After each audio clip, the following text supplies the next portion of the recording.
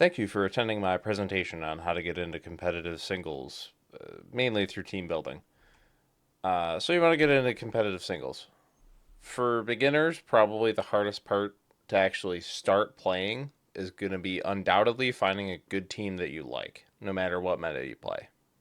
Be it standard generation OU, UU, national decks, or even dipping into some of the weirder meta games like Mix and Mega or Shared Power. It can be hard to start because you, one, have to make a team, and two, that team is probably ass, so you'll lose a lot if you're new. If that last sentence really resonates with you, or you're just looking to feel maybe a little bit more confident in your team building, this video is for you. The only real prerequisite I'll say is that going into this video, you should probably have a light understanding of what the Pokemon type chart is, which this video is very good at. It'll be in the description. You can just watch Northern Lion and crash out at Swablu not being a water type for 4 hours. I Swablu. You can't tell me this guy. He's flying, obviously, and he's blue and he's a cloud. So he must be. How could he not be water? He's a cloud! Anyway, back to team building. Where do we start? Step 0, check sample teams. The competitive singles community has grown very much since Scarlet and Violet released. Years ago, finding good teams online used to be pretty hard. A lot of it could be boiled down to pausing YouTube videos and just stealing sets Lamau. That is a problem of a bygone era. For pretty much every metagame, you can just look up whatever metagame that you're looking to play, added with sample teams, Smogon forums, something along that line, and you'll probably find a link at the top to give you multiple full good vetted teams that you can just copy paste into your builder in 10 seconds or less. It's that easy. Similarly, you can go to PokeAim MD Medical Doctor's website, and he has paste links to every single team that he has ever used in any of his videos. So if you watch any of his videos and you think, hey, that team looks pretty fun, you can just go to his website, copy, paste it, and use it.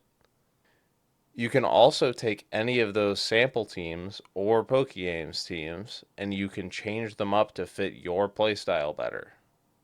But if this all kind of feels a little too manufactured for you, and you'd rather get custom with it, I get it. That's what the rest of this video is. So step 1, you're going to want to decide on an archetype. Generally, every team is going to fall somewhere on this spectrum. From stall to hyper offense, falling somewhere in between. To paint you a picture, stall is meant to make every battle take like 50 turns or more and just create an impenetrable defense and just slowly wear the other guy down before yours does. That's kind of about it. Hyper offense, often shortened to HO, on the other end of the spectrum, you can generally imagine as 5 nuclear bombs with maybe one guy or so to provide support. That's hyper offense. Most teams fall into a balance of having some defensive pivots and some offensive threats with an overall well-rounded team. The only real sub-archetype that exists is bulky offense or just offense. Most teams fall into a balance of having some defensive pivots and some offensive threats with an overall well-rounded team. The only real sub-archetype that exists is bulky offense or just offense. This is closer weighted towards offensive pressure than a normal balanced team would be, but still holds more defensive potential than hyper offense would offer. Your job is to pick whatever one of these archetypes sounds most fun to you and have that in mind as you start adding things to your team. Anything can work, everything is viable. Just use what you like. Step 2, start adding stuff that you like. It's really that simple. This meme of Gary Oak does hold some merit, But ultimately, I believe that you can just use whatever shitters you want and still have fun and win often if you have proper support. So I'd say just start adding the stuff that you like. I actually hit top 20, technically top 13 if we're getting weird with it, on the National Dex Ubers ladder with a barely Ubers viable team, only having Kyogre and Rayquaza as the Ubers Pokemon. If you don't know what sets you want to run, you just know what Pokemon, Smogon is very good at this.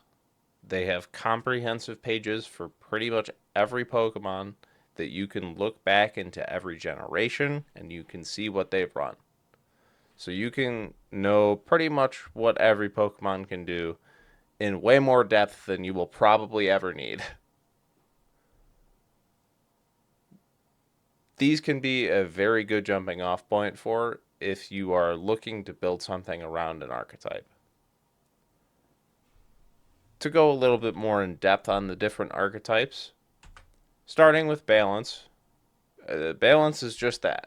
It's just they're balanced. They got a couple defensive guys, a couple offensive threats, maybe a support guy or two, and they just got a mix of everything. Balance is meant to have options to cover a lot of things. So having some type of variety is nice. Stall. Stall, you're probably not going to get much variation though. I'll tell you that much. Stall, you're pretty much, if you're in Gen 9 or National Dex, you're going to have a Dondozo. You're going to have a Blissey. You're going to have something with Defog. The Toxapex could be an Aloma Mola, maybe. And then, like, okay, sure, whatever the last two Pokemon are open slots for whatever you want. You could be a freak and put a Choice Banded Urshifu because that would be funny. But otherwise, you're still probably running Stall. Hyper offense, you're looking just to have 5 to 6 of your favorite offensive beasts that you're just looking to either trade one for one with the other team or just sweep the whole game with. Generally, I advise players to go towards balance because stall can be hard to play because you need to know what you need to keep, and hyper offense can be similarly difficult because you need to be able to evaluate which Pokemon can be valuable in which matchups. Both of which, if you're newer, you might not understand. These teams will also usually have something to set up hazards or light screen and reflect in order to support the rest of the team and just let them do their thing. This one actually has all three on the screen right now.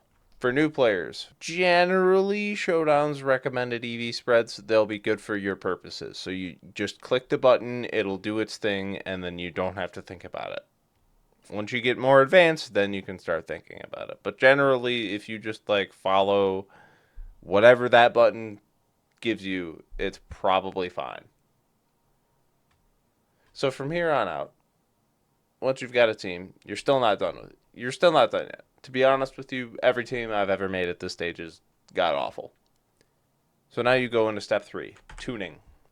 Some people recommend that you look at usage stats for whatever metagame you're playing, cross compare how your team does against various sets against the top Pokemon, and just try and theory craft your way.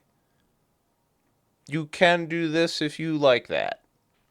I am too stupid for this. I prefer to just bash my head into the wall and figure it out as I go.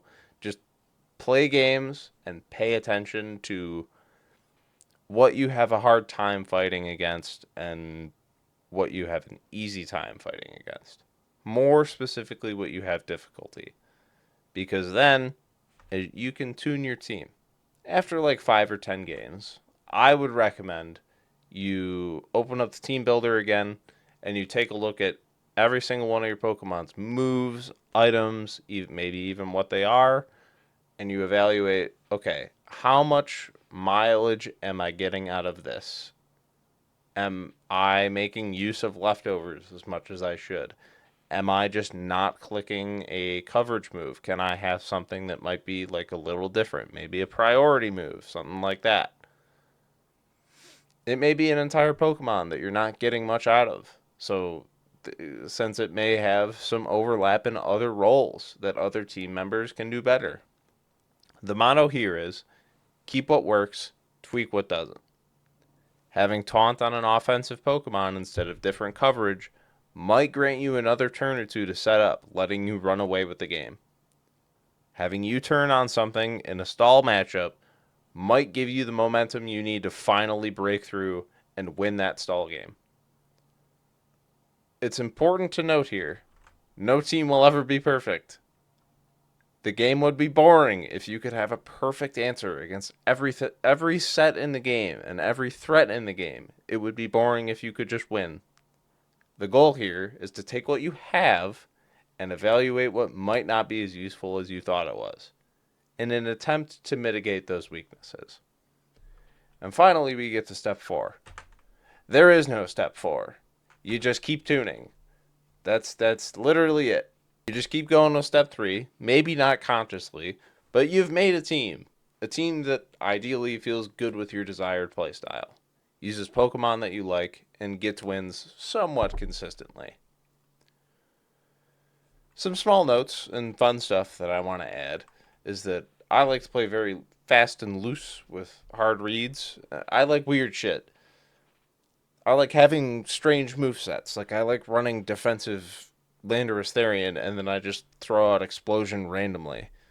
I like this specific trick Choice Scarf Golden Go in Ubers because a lot of times you just completely disable either a Eternatus or a Ho-Oh by removing the Ho-Oh's boots, and then also it can only click Sacred Fire into Kyogre. It's a lot of fun. You get to play a lot of games. I like to encourage adding weird flavors like that, since it makes it feel more like your team. But do as you will.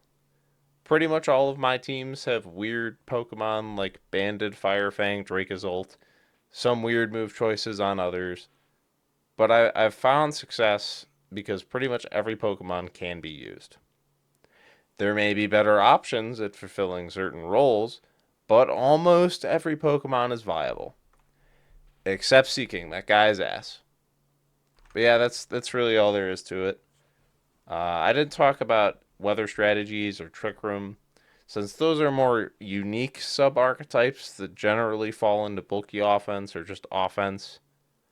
And I think that just more coalesces into use the stuff you like.